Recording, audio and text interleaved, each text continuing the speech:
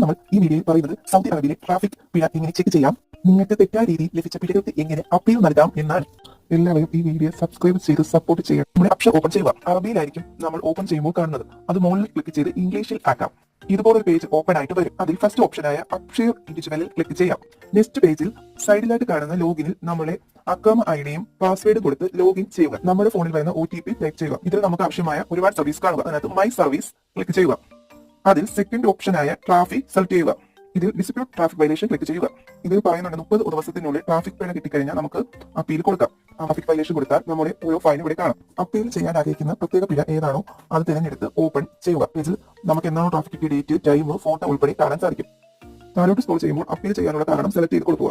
Dispute reason ഉള്ളതിൽ select ചെയ്ത് കൊടുത്തിട്ട് നമുക്ക് താഴെ വന്ന് നമ്മുടെ വയലേഷൻ കാരണം എന്താണ് അത് ടൈപ്പ് ചെയ്തതിനു ശേഷം എഗ്രി ചെയ്തു submit violation for dispute select ചെയ്യുക. എല്ലാം വായിച്ച് നോക്കി ക്ലിയർ ആണെങ്കിൽ കൺഫർമേഷൻ ഡിസ്പ്യൂട്ട് കൊടുത്ത് നമുക്കിത് സമർപ്പിക്കാവുന്നതാണ്. റിക്വസ്റ്റ് സക്സസ്ഫുള്ളി ആയിരിക്കും.